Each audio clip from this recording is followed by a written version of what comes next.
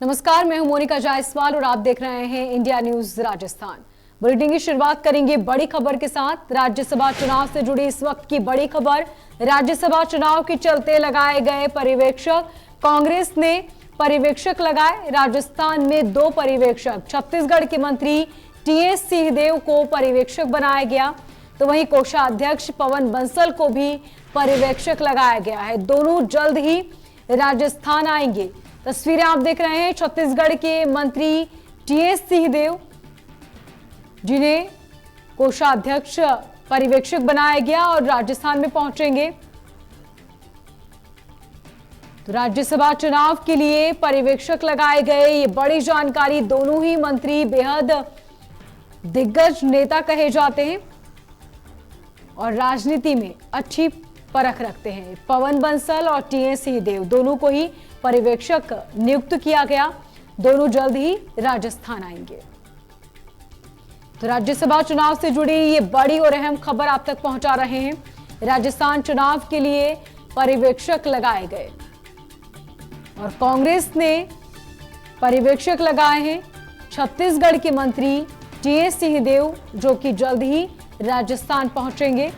तो वहीं कोषाध्यक्ष पवन बंसल को भी पर्यवेक्षक नियुक्त किया गया। दोनों जल्द ही राजस्थान आएंगे। प्रदेश में एक बार फिर से राज्यसभा चुनाव में एसीबी की एंट्री हो चुकी है। 4 राज्यसभा सीटों पर हो रहे चुनाव में विधायकों की खरीद फरोख्त की आशंका के चलते कैबिनेट मंत्री और विधानसभा में मुख्य सचेतक महेश जोशी ने कांग्रेस की तरफ से एसीबी मुख्यालय पहुंचकर परिवाद दर्ज कराया। यहां उन्होंने एसीबी डीजी बीएल सोनी को परिवाद दिया। इस मौके पर मंत्री महेश जोशी ने कहा कि राज्यसभा के चुनाव में धनबल का भारी खेल चलता है, जो लोकतंत्र को बेहद कमजोर करता है। साथ ही उन्होंने कहा कि पहली बार ऐसा हुआ कि कोई निर्दलीय राज्यसभा का चुनाव लड़ रहा है और बीजेपी का उनको सपोर्ट मिला। ऐसे में उनको समर्थन में विधायक आएंगे भी तो सिर्फ और सिर्फ हॉर्स ट्रेडिंग के जरिए। आपको बता दें कि इससे पहले 2022 में आए सियासी संकट के दौरान सरकार गिराने के षड्यंत्र और विधायकों की खरीद फरोख्त के मामले में एसओजी और एसीबी की एंट्री हुई थी। देखिए, राज्यसभा का उम्मीदवार कहता अपने आप को निर्दलीय। राज्यसभा का उम्मीदवार अपने आप को निर्दलीय कह रहा, एक उम्मीदवार, और एक भी निर्दलीय विधायक उसका प्रस्तावक नहीं। सारे भारतीय जनता पार्टी के एमएलए प्रस्तावक फिर कह रहे निर्दलीय है भाजपा के समर्थन से। अरे समर्थन तो तब होता कि कोई 5-6 निर्दलीय विधायक उनके प्रस्तावक होते, उसमें समर्थन में कोई 3-4 भारतीय जनता पार्टी के भी हो जाते। वहाँ तो सारे भारतीय जनता पार्टी के प्रस्तावक हैं और वे कह रहे हैं कि उम्मीदवार निर्दलीय है। ये जो पर्दे के पीछे का खेल है, ये इस बात की संभावनाओं को दर्शाता है कि हॉर्स ट्रेडिंग की संभावना राजस्थान में बनी हुई है और हम हॉर्स ट्रेडिंग राजस्थान में नहीं होने देंगे। देखिए, जयपुर में रीट पेपर लीक मामले में एसओजी ने एक बार फिर से एक और आरोपी को गिरफ्तार किया। पुलिस ने जालोर के कुकावास निवासी आरोपी राहुल विश्नोई को गिरफ्तार किया। आरोपी ने अजमेर में अभ्यर्थियों को परीक्षा से पहले पेपर प्राप्त कर पढ़ाने में सहयोग किया था। आपको बता दें कि एसओजी को आरोपी राहुल की लंबे समय से तलाश थी। रीट पेपर लीक मामले में अब तक 66 आरोपियों की गिरफ्तारी हो चुकी है।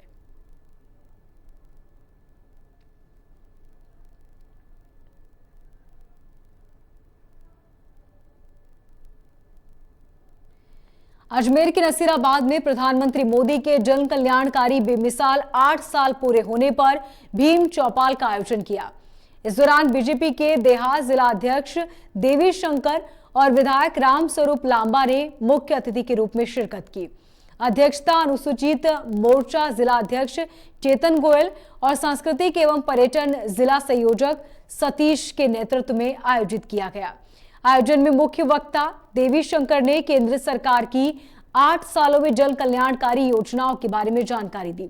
साथ ही कांग्रेस सरकार पर तंज कसते हुए कहा कि पहले के समय में कांग्रेस सरकार में जनता को योजनाओं का लाभ नहीं मिल पाता था, लेकिन मौजूदा समय में केंद्र सरकार की योजनाओं का लाभ सीधे जनता को मिल रहा है।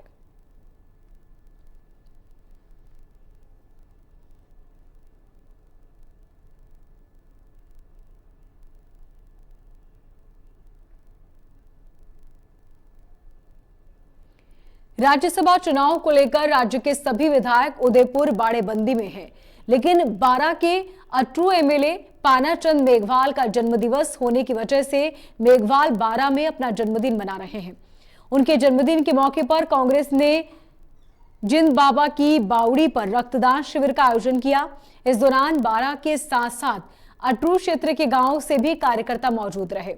विधायक मेघवाल ने सभी कार्यकर्ताओं का आभार व्यक्त किया और कहा कि मुझे इस समय उदयपुर में होना चाहिए था, लेकिन मुख्यमंत्री की विशेष परमिशन से मेरा जन्मदिन मनाया गया। साथ ही उन्होंने कहा कि रात में ही वे उदयपुर के लिए रवाना हो जाएंगे।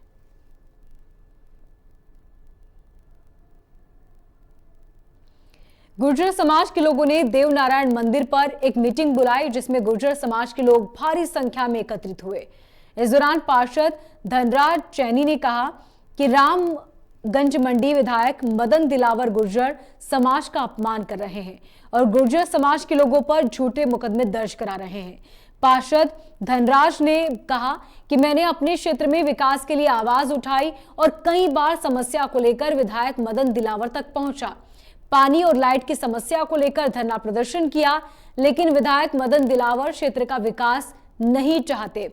जनता ने विधायक का विरोध किया और इसी नाराजगी को लेकर विधायक मदन दिलावर समाज के लोगों पर झूठे मुकदमे दर्ज करा रहे हैं।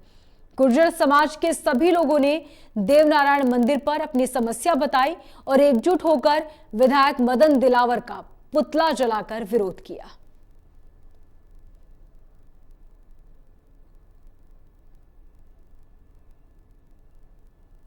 पश्चिम बंगाल के राज्यपाल जगदीप धनखड़ उदयपुर दौरे पर रहे। प्रताप गौरव केंद्र में आयोजित पत्रकार वार्ता में राज्यपाल जगदीप धनखड़ पश्चिम बंगाल की सरकार के खिलाफ जमकर बरसे और कहा कि पश्चिमी बंगाल की शासन व्यवस्था संवैधानिक दायरे से दूर है। ऐसे में राज्यपाल का कर्तव्य है कि संविधान की पालना कराए। बंगाल में चुनाव के बाद हिंसा का तांडव देखने को मिला और वहां लोकतांत्रिक तरीके से दिए गए वोट के बदले भी मौत देखने को मिलती है। शासन व्यवस्था में एक चिंता का विषय है। वहां पर शासन व्यवस्था संवैधानिक दायरे से दूर है। राज्यपाल का कर्तव्य है कि हर परिस्थिति में संविधान की मर्यादाओं के तहत काम किया जाए। चुनाव के बाद जो हिंसा का तांडव नृत्य देखा, बलात्कार देखे, मौतें देखी, प्रजातांत्रिक व्यवस्था में वोट देने की कीमत मौत हो देखा, शिकायत है मेरी, मैंने खुद देखा है, आंखों से देखा है। अजमेर में कला वर्ग के परीक्षार्थियों का इंतजार खत्म होने वाला है। सीनियर सेकेंडरी कला और वरिष्ठ उपाध्याय परीक्षा का परिणाम सोमवार को दोपहर 12:15 बजे जारी होगा। परिणाम बोर्ड की वेबसाइट पर उपलब्ध होगा। आपको बता दें कि सीनियर सेकेंडरी कला वर्ग की परीक्षा में 6,52,610 परीक्षार्थी पंजीकृत हुए थे। वहीं वरिष्ठ उपाध्याय परीक्षा में 4,058 परीक्षार्थी पंजीकृत हुए थे। बोर्ड प्रशासक एलएन मंत्री कॉन्फ्रेंस हॉल में परीक्षा परिणाम जारी करेंगे। इस दौरान बोर्ड सचिव मेघना चौधरी मौजूद रहेंगी।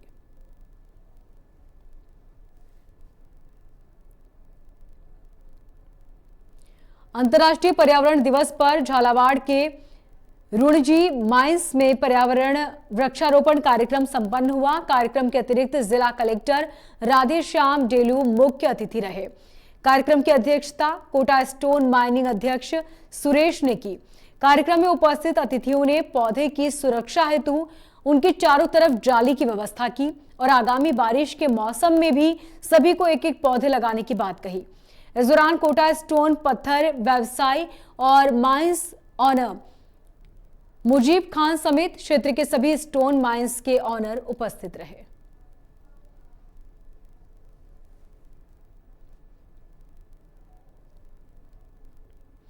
जबलपुर में जल्द ही रात्रिकालीन बाजार शुरू होने जा रहा है। इसकी तैयारी शुरू हो चुकी है। चौड़ा रास्ते में शनिवार और रविवार को शाम 7 बजे से देर रात 1 बजे तक रात्रिकालीन बाजार सजेगा। यहां 150 दुकानें लगाई जाएगी। 2 दिन रात्रिकालीन बाजार के दौरान चौड़ा रास्ते में ट्रैफिक बंद रहेगा। हेरिटेज नगर निगम इस पर करीब 8 करोड़ रुपए खर्च करेगा। आपको बता दें कि हेरिटेज नगर निगम ये काम स्मार्ट सिटी के साथ मिलकर कर रहा है। इसके लिए टेंडर लगा दिया गया है। ये टेंडर अगले माह 16 जून तक खुल जाएगा। इसके बाद वर्क ऑर्डर जारी किए जाएंगे और उसके बाद रात्रिकालीन बाजार शुरू होंगे। जयपुर स्मार्ट सिटी द्वारा जयपुर के परकोटे में चौड़ा रास्ते में नाइट मार्केट का कंसेप्ट है वो चालू किया जा रहा है। इसके लिए टेंडर इनवाइट कर लिए गए हैं और अंडर टेंडरिंग है प्रोसेस। इसके अंतर्गत हम चौड़ा रास्ता का जो बाज़ार है, रामलीला मैदान है और जो साथ जो लैंड है वहाँ पे हम नाइट स्टॉल्स लगाएंगे। ये नाइट स्टॉल सैटरडे और संडे के दिन रहेगी और इसमें अलग अलग कैटेगरीज़ की शॉप्स लगेगी, जैसे कि आर्ट्स हो गए, इसके अलावा जो भी एक्टिविटीज़ होती है, डांसेस है, फोक म्यूज़िक है, वो सब भी वहाँ पे कराए जाएंगे। खाने की शॉप्स होगी और हर प्रकार की जो अपने क्राफ्ट्स हैं उनकी भी शॉप्स लगाई जाएगी। एक वाइब्रेंट मार्केट के तौर पे हम इसको डेवलप करेंगे और इसके लिए जो टेंडर्स है वो कंसल्टेंट जो है वो हमने इनवाइट कर लिए हैं, जिसका काम सैटरडे टू संडे इस मार्केट को लगाना रहेगा। व्यापारियों से इस संदर्भ में हमारी बात हो चुकी है। व्यापारी प्राथमिक तौर पे इसमें एग्री हो चुके हैं और नेक्स्ट मंथ से हमारा ये मार्केट जैसे टेंडर हो जाएगा उसके बाद हम इसको शुरू कर देंगे। हिंडौन सिटी में पूर्वी राजस्थान नहर परियोजना किसान संघर्ष समिति की तरफ से सुरोठ तहसील के गांव डिंडोरा में किसान महापंचायत हुई। महापंचायत के दौरान इंडिया न्यूज संवाददाता शुभम तिवारी ने किसान नेताओं से खास बातचीत की। राजस्थान नहर परियोजना को राष्ट्रीय परियोजना घोषित कराने के लिए आज हिंडौन के ढिंडोरा गांव में महापंचायत का आयोजन किया गया, जिसमें किसान नेता और जनता की संख्या अधिक से अधिक रही। उसको लेकर के हम किसान नेताओं से बात करेंगे कि जो ERCP की योजना है उसको केंद्र सरकार राष्ट्रीय योजना घोषित करेगी या नहीं करेगी। पीडी मीना जी हैं, वो रक्षा सचिव रहे हैं MP सरकार में। इनसे बात करते हैं कि ये जो योजना है इसको राष्ट्रीय परियोजना घोषित कर सकती है कैसे? हाँ, मैं तो पूर्णतः सहमत हूँ। इतने बड़ी योजना जिसमें 13 ज़िले हैं और कम से कम 4 करोड़ की आबादी प्रभावित है, उससे बड़ी राष्ट्रीय योजना क्या हो सकती है। और निस्संदेह एक राष्ट्रीय योजना ही इसको मानना चाहिए। और मैंने तो ये भी सुझाव दिया है कि केंद्र सरकार इसका पूरा 100% भी वित्तीय भार वहन कर सकती है। और भी हैं हमारे साथ पूर्व सरपंच हैं बस्सी की, उनसे भी बात करते हैं। आप क्या मांग रहेगी आपकी राज्य सरकार और केंद्र सरकार से? मांग पहले पानी की रहेगी। हमारे किसान मजबूत है और तो सरकार अपने आप करेगी, इसके आगे बढ़ाएगी। चलिए, हमारे साथ राष्ट्रीय नहर परियोजना के प्रदेश अध्यक्ष रामनिवास मीना जी हैं, उनसे भी हम बात कर लेते हैं।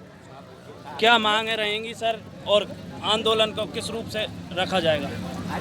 देखो, हमारी तो एक ही मांग है और वो ये है कि पूर्वी राजस्थान नहर परियोजना को केंद्रीय योजना घोषित किया जाए। कार्य प्रणाली ये है फिलहाल अभी कि हम किसानों को आपस में इस योजना के बारे में अवेयर कर रहे हैं, समझा रहे हैं उनको और एकजुट होने की सलाह दे रहे हैं। जगह जगह हम लोग ये पंचायतें कर रहे हैं। ये 13 ज़िलों में ही पंचायतें की जाएंगी और सभी ज़िलों के लोगों को समझाया जाएगा। तो एकजुट होकर के हम केंद्र सरकार को इस परियोजना को पूर्ण करने के लिए, लागू करने के लिए दबाव बनाएंगे। ये थे रामनिवास मीना, राष्ट्रीय नहरी परियोजना के संघर्ष समिति के प्रदेश अध्यक्ष। उन्होंने बताया कि केंद्र सरकार और राज्य सरकार से हमारी नहरी परियोजना को राष्ट्रीय परियोजना घोषित कराने के लिए ईंट से ईंट बजा देंगे और हम अंतिम समय तक संघर्ष करेंगे जब तक हमारी परियोजना को राष्ट्रीय परियोजना घोषित नहीं किया जा सकता। कैमरामैन चंद्रभान सिंह के साथ शुभम तिवारी, इंडिया न्यूज। जोधपुर में चर्च की तरफ से बढ़ रहे विश्व हिंदू परिषद और बजरंग दल के कार्यकर्ताओं को पुलिस ने रोक दिया। पुलिस ने एम्स रोड पर 1 किलोमीटर पहले ही बैरिकेडिंग लगाकर इन प्रदर्शनकारियों को रोका। ये लोग चर्च के बाहर हनुमान चालीसा का पाठ करना चाहते थे। रोके जाने पर हिंदू परिषद और बजरंग दल कार्यकर्ताओं ने वहां नारेबाजी की और हनुमान चालीसा का पाठ किया। करीब 2 घंटे प्रदर्शन के बाद कार्यकर्ता वहां से लौटे, लेकिन उसके बाद पाल रोड पर आकर रास्ता रोक दिया।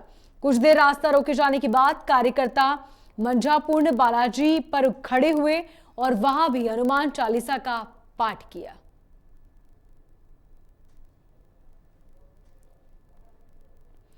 बीकानेर में सरकारी आदेशों के बाद भी शिक्षा विभाग की तरफ से रोस्टर रजिस्टर संधारित नहीं करने के विरोध में राजस्थान शिक्षक संघ अंबेडकर की तरफ से शिक्षा निर्देशालय के बाहर सोमवार से अनिश्चितकालीन धरना दिया जाएगा। प्रदेश अध्यक्ष विजय सिंह ने कहा कि शिक्षा निर्देशक और मुख्य सचिव के आदेशों के 1-2 साल बाद भी रोस्टर रजिस्टर मेंटेन नहीं हो पाया, जिससे विभागीय पदोन्नति और नियुक्ति के समय पदों की सही गणना नहीं होने से आरक्षण वर्ग के अभ्यर्थियों को वंचित रहना पड़ा। इससे शिक्षकों को काफी परेशानी हो रही है। संगठन ने रजिस्टर संधारण नहीं करने वाले विभागीय अधिकारियों के खिलाफ भी कार्रवाई की मांग की।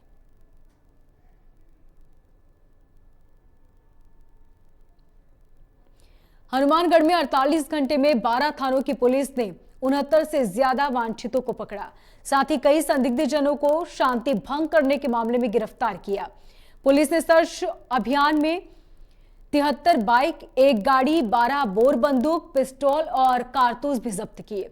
पुलिस ने कई बदमाशों के संभावित ठिकानों पर छापेमारी की, लेकिन वो वहां नहीं मिले। वहीं कई थानों में पुलिस ने अवैध शराब, अफीम, पोस्ट और हेरोइन भी जब्त करी। बीकानेर रेंज आईजी ओम प्रकाश ने एसपी अजय सिंह की तारीफ करते हुए कहा कि अच्छा प्रयास रहा। साथ ही जिला पुलिस कप्तान ने कहा कि आम जन को कहीं डरने की जरूरत नहीं, पुलिस सभी के साथ है।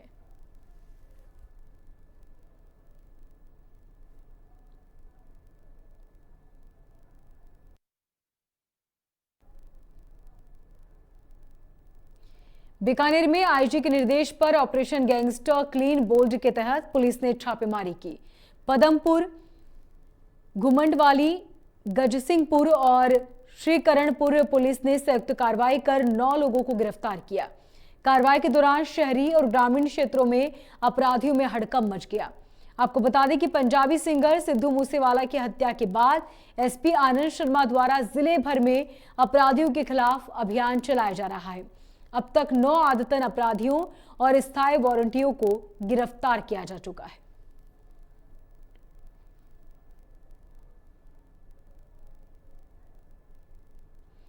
वहीं जयपुर के लिए बेसलपुर पेयजल परियोजना को बगरू में लाने के लिए जन आंदोलन अब तेज हो गया है।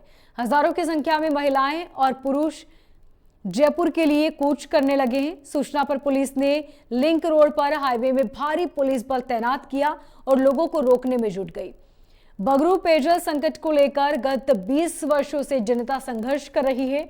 सबसे अहम सवाल यह है कि बेसलपुर पेयजल परियोजना की जल आपूर्ति 5 किलोमीटर के दायरे में चारों तरफ होने लगी, लेकिन बगरू नगर पालिका की तरफ से आज भी बूंद बूंद पानी के लिए लोग तरस रहे हैं।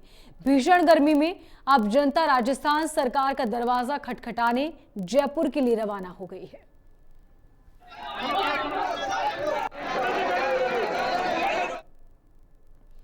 तो वही भरतपुर में चोरों के हौसले लगातार बुलंद होते जा रहे हैं। मेवात के गोपालगढ़ में चोरों ने दिन दहाड़े बाइक सवार से 1.5 लाख रुपए की लूट की वारदात को अंजाम दिया। 2 बाइक सवार 4 बदमाशों ने लूट की वारदात को अंजाम दिया।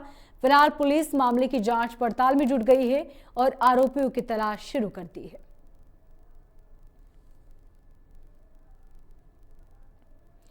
टिडवाना में 1,90,000 की लूट की वारदात का पुलिस ने पर्दाफाश करते हुए 2 आरोपियों को गिरफ्तार किया। इनमें से एक बाल अपचारी है और साथ ही उनके कब्जे से लूटे गए 1,40,000 रुपए बरामद कर लिए गए हैं और वारदात में उपयोग की गई बाइक भी पुलिस ने जब्त की है। पुलिस उप अधीक्षक गोमाराम ने कहा कि लूट की वारदात के बाद अतिरिक्त पुलिस अधीक्षक विमल सिंह ने सुपरविजन में पुलिस की अलग अलग टीमें बनाई और लुटेरों की तलाश शुरू की। थानाधिकारी राजेश ने रहमान गेट पर नाकेबंदी कर दोनों युवकों को बाइक सहित पकड़ लिया और थाने ले जाकर गहनता से पूछताछ की, जिस पर उन्होंने सिंघाना में लूट की वारदात को कबूल कर लिया। फिलहाल मुझे दीजिए इजाजत और देखते रहिए इंडिया न्यूज।